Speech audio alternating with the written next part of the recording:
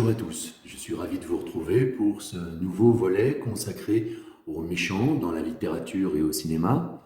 Dans un premier temps, nous avions regardé quels étaient les différents profils des méchants que l'on pouvait rencontrer et quels étaient leurs intérêts respectifs. Et puis nous allons consacrer ce volet et puis un suivant à deux méchants particuliers qui vont être respectivement Hannibal Lecter et le Joker.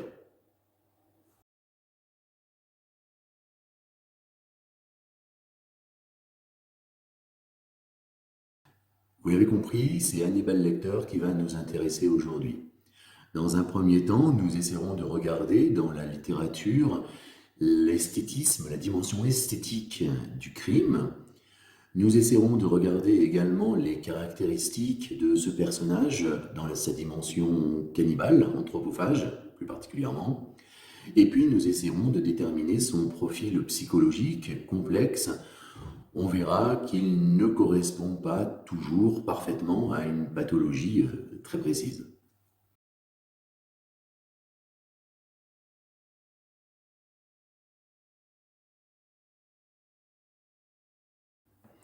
Alors Hannibal Lecter, c'est tout d'abord un personnage de roman d'un auteur, Thomas Harris, qui est un ancien journaliste criminologue qui a participé avec le FBI au premier atelier de profilage criminel basé sur l'étude des criminels en série. Ce personnage est basé principalement sur deux criminels réels. Le premier est le docteur Alfredo Trevino, que Thomas Harris aurait rencontré dans sa prison, qui a été accusé d'avoir tué, démembré et en partie mangé son compagnon. Mais il a surtout été inspiré par le fameux tueur en série Ed Kemper, un personnage assez fascinant, avec un quotient intellectuel supérieur à la moyenne et qui a tué un grand nombre de femmes, les a démembrées, les a en partie mangées, pour finir sa suite criminelle en tuant sa mère et en se rendant à la police. C'est un personnage qui est très proche du profil psychologique d'Hannibal Lecter.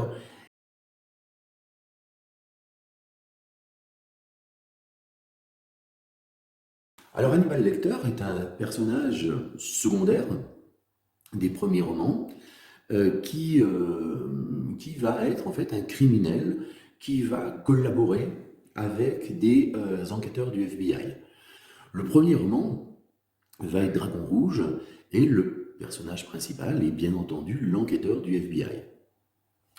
Ce personnage d'Hannibal Lecter va être très rapidement fascinant, fasciner les lecteurs, fasciner les téléspectateurs, fasciner les spectateurs des films, et il va devenir le personnage principal du roman Hannibal Lecter, Les origines du mal, qui va être traduit au cinéma et qui va présenter finalement l'enfance d'Hannibal Lecter et la manière dont il va devenir criminel et glisser petit à petit vers la folie.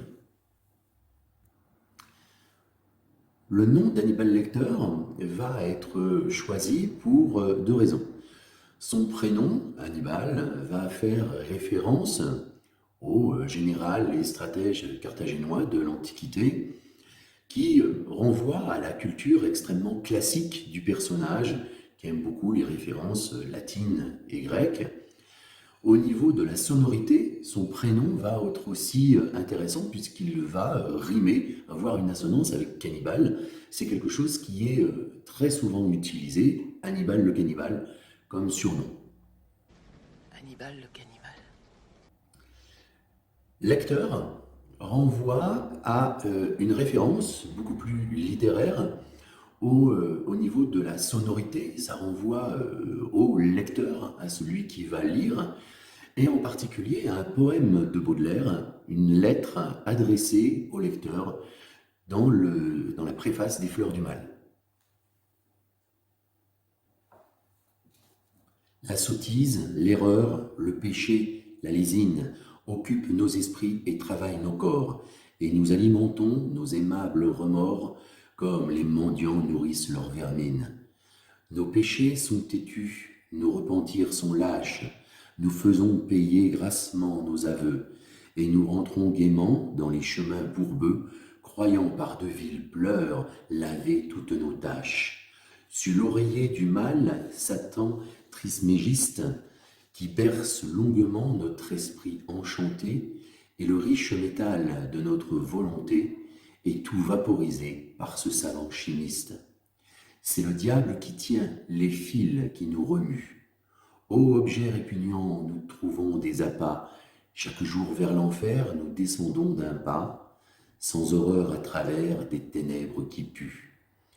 Ainsi qu'un débauché pauvre qui baise et mange le sein martyrisé d'une antique catin, nous voulons au passage un plaisir clandestin que nous pressons bien fort comme une vieille orange. Serrés, fourmillant comme un million d'helminthes, dans nos cerveaux ribote un peuple de démons, et quand nous respirons, la mort dans nos poumons descend fleuve invisible avec de sourdes plaintes. Si le viol, le poison, le poignard, l'incendie n'ont pas encore brodé de leurs plaisants desseins le canevas banal de nos piteux destins, c'est que notre âme, hélas, n'est pas assez hardie. Mais parmi les chacals, les panthères et les lys, les singes, les scorpions, les vautours, les serpents, les monstres glapissants, hurlant, grognant, rampant, dans la ménagerie infâme de nos vices, il en est un plus laid, plus méchant, plus immonde. Quoiqu'il nous pousse ni grand geste ni grand cri, il ferait volontiers de la terre un débris, et dans un bâillement avalerait le monde. C'est l'ennui, l'œil chargé d'un pleur involontaire, il rêve d'échafaud en fumant son hookah. Tu le connais, lecteur, ce monstre délicat. Hypocrite lecteur, mon semblable, mon frère. Nous allons donc regarder notre première partie consacrée à l'esthétique du crime. Nous allons prendre deux références littéraires sur ce thème, le Marquis de Sade et Thomas de Quincey. Donatien de Sade va, dans ses crimes, donner perpétuellement une dimension esthétique. C'est le propos de son biographe, Maurice Levert, qui va voir dans la mise en scène baroque une forme d'esthétisme théâtral qu'il va composer finalement comme une sorte de tableau. Au centre du sérail, Sade, maître de cérémonie, metteur en scène, disons plutôt, metteur en ordre, aussi vigilant auprès de ses serviteurs de débauche qu'auprès de ses acteurs de théâtre, car l'ordre est nécessaire au dérèglement des sens. Sade prescrit le jeu des postures, le glissement des plaisirs sur telle ou telle partie du corps. Il dispose les groupes, compose les scènes en tableaux vivants, varie les attitudes, place ou déplace les partenaires, trace les perspectives, suggère un geste, un assemblement, un raffinement, commande les décharges, bref, ordonne le protocole de la cérémonie.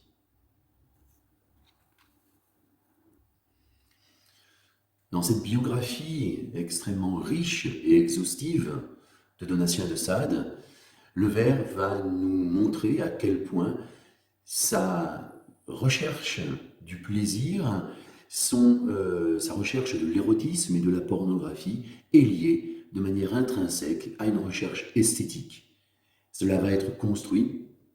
On sait l'intérêt que Sade avait pour le théâtre. Ce sont de véritables scènes de théâtre érotique qu'il va reconstruire dans son œuvre.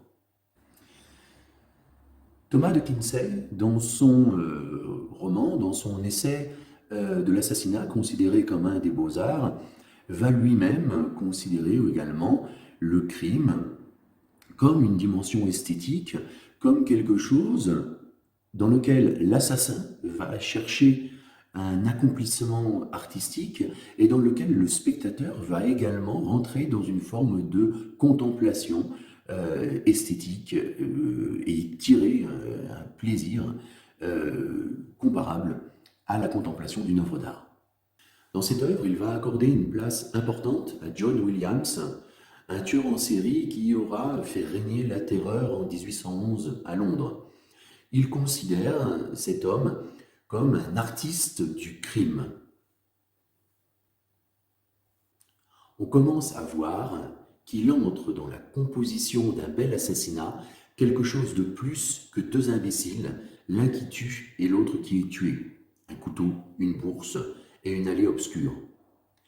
Le dessin, messieurs, le groupement, la lumière et l'ombre, la poésie.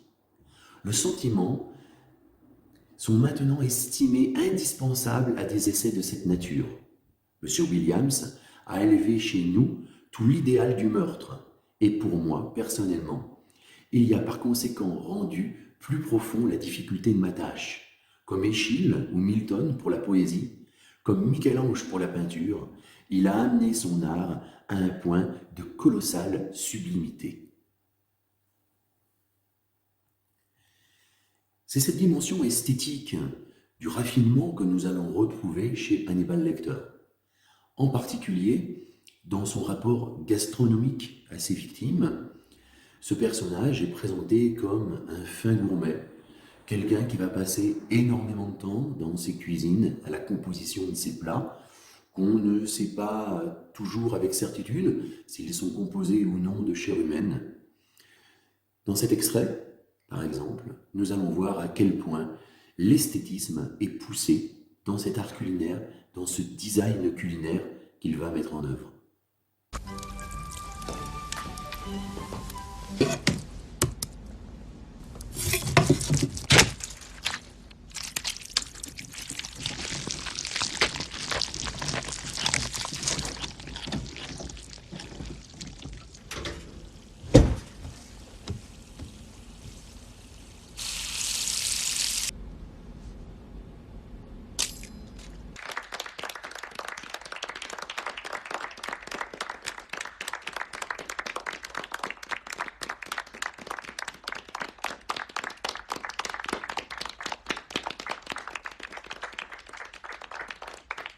Pour finir cette première partie, il est à noter qu'un cycle de conférences a eu lieu en 2019 à Marseille sur le terme de l'esthétique criminelle dans le cadre de la semaine de la pop philosophie.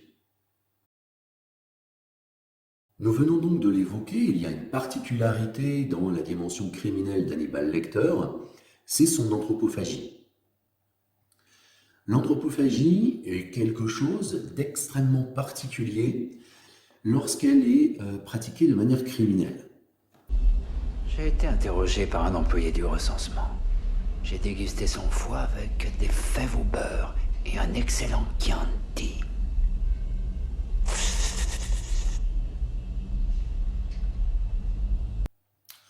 Freud, dans L'avenir d'une illusion, nous dit qu'il existe trois grands interdits qui vont constituer l'humanité de l'homme: l'inceste, le meurtre et le cannibalisme. Le cannibalisme est une pratique qui va fonder notre culture européenne, puisque la mythologie grecque est basée sur un acte fondateur cannibale, Cronos, dévorant ses enfants pour empêcher que l'un d'entre eux puisse le détrôner et prendre le pouvoir. Mais il y a plusieurs scènes de cannibalisme récurrentes dans la mythologie grecque, et l'une va nous intéresser plus que les autres. C'est Zeus qui va manger une métisse. Métisse étant une déesse, la déesse de la ruse et de l'intelligence, dont il est amoureux. Pour lui échapper, Métis va se transformer en insecte et Zeus, par amour, va la manger. C'est cette dimension de l'anthropophagie qui nous intéresse, Parce qu'on voit que le cannibalisme chez l'être humain est très rarement un cannibalisme de survie. En effet, il y a un certain nombre de cas où la faim pousse les individus à se dévorer entre eux. Mais cette anthropophagie est extrêmement rare. Elle est dans des circonstances exceptionnelles. La plupart du temps, le cannibalisme va être pratiqué de manière rituelle et va avoir une dimension mystique dans sa réalisation.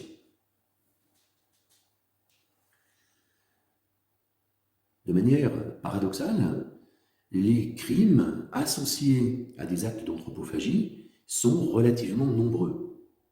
Depuis les années 2000, nous pouvons en dénombrer presque une soixantaine.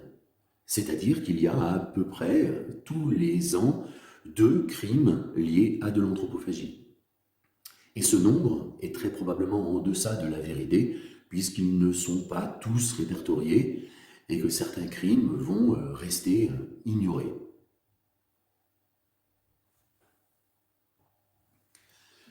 La plupart de ces actes d'anthropophagie, de ces crimes, vont être associés à des dérèglements mentaux.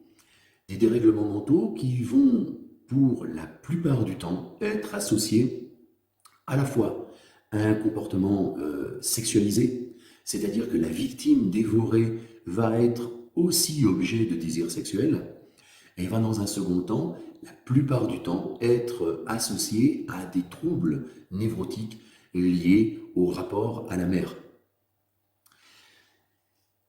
Ces 2 aspects de l'anthropophagie criminelle vont nous servir de transition à notre 3e partie, puisque l'on voit finalement que Hannibal Lecter ne rentre pas dans cette case de l'anthropophage criminel. Il n'a pas de désir sexuel lié à la victime qu'il va manger, et il n'a pas non plus de problème traumatique lié à son rapport avec sa mère.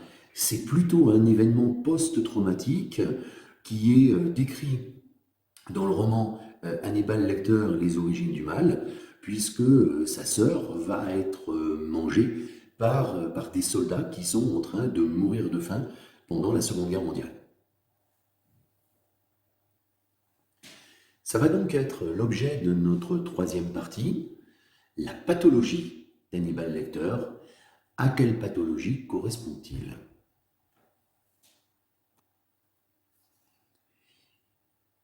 Il existe une confusion courante entre 2 pathologies, les psychopathes et les schizophrènes. Souvent, Hannibal Lecter est présenté comme un psychopathe. Nous allons essayer de voir quels sont les symptômes de la psychopathie et si véritablement Hannibal Lecter peut être diagnostiqué comme un psychopathe. C'est comme un psychopathe qu'il est diagnostiqué dans Le silence des agneaux. Oh, c'est un monstre. Un pur psychopathe. C'est tellement rare d'en capturer un vivant. Du point de vue de l'observation, Lecter est un spécimen inestimable. Nous allons essayer de regarder quelles sont les caractéristiques de la psychopathie qui vont correspondre au profil d'Hannibal Lecter et les caractéristiques qui, au contraire, nous laisseraient entendre qu'il souffre d'une autre pathologie. La première des caractéristiques du psychopathe est qu'il va être complètement insensible à la morale. Il va avoir tendance à tromper, à manipuler les individus. Il va être animé d'une violence et d'une agressivité incontrôlable. 60% des prisonniers, des criminels emprisonnés vont souffrir notamment de psychopathie. Et puis, il va être complètement intouchable par le remords, ce qui rend finalement la réinsertion des psychopathes extrêmement difficile. Ces caractéristiques correspondent parfaitement au profil d'Hannibal Lecter. Mais un certain nombre d'autres caractéristiques vont rentrer dans le diagnostic de la psychopathie Et on va voir que on est très loin du personnage. La première de ces caractéristiques, c'est que le psychopathe est incapable de planifier ses actes. Il va être très difficile pour lui de rentrer dans un schéma à long terme. Or, tout au long de l'œuvre, que ce soit les romans ou les films, on voit Hannibal Lecter planifier ses crimes, être dans une stratégie de manipulation extrêmement poussée, extrêmement intelligente. Les psychopathes vont d'ailleurs pouvoir être diagnostiqués très tôt par une grande instabilité, en particulier une grande instabilité dans le monde scolaire, l'incapacité à être capable de rentrer dans des structures. Et là encore une fois, c'est quelque chose d'extrêmement différent qu'il y a chez Hannibal Lecter, puisque c'est un élève brillant, un étudiant en médecine extrêmement précoce, puisque dans Les Origines du Mal, on nous dit qu'il est le plus jeune interne en médecine, et puis c'est un psychiatre reconnu. Enfin, la dernière caractéristique, et non des moindres, du psychopathe, c'est l'incapacité absolue aux affects, l'incapacité absolue à pouvoir s'attacher à une personne, à rentrer dans des liens affectifs. Or, à 2 reprises, dans le roman et dans les films, il va s'attacher à une femme, sa tante, dans un premier temps, qu'il va aimer, qu'il l'aura accueillie et qui lui aura finalement transmis son goût du beau.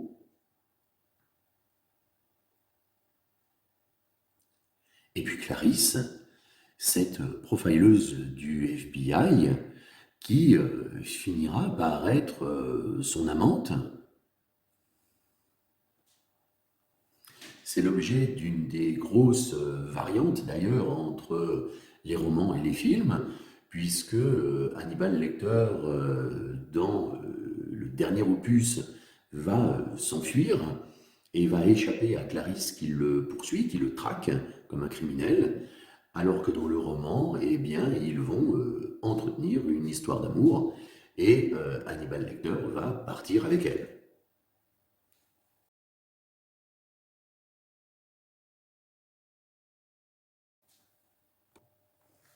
Et puis enfin, comme nous l'avons déjà dit, c'est ces pratiques cannibales qui vont être les plus gênantes dans son profilage psychologique, qui peuvent, comme dans le livre ou dans le film, eh bien, surgir d'un événement traumatique, comme le meurtre de sa petite sœur.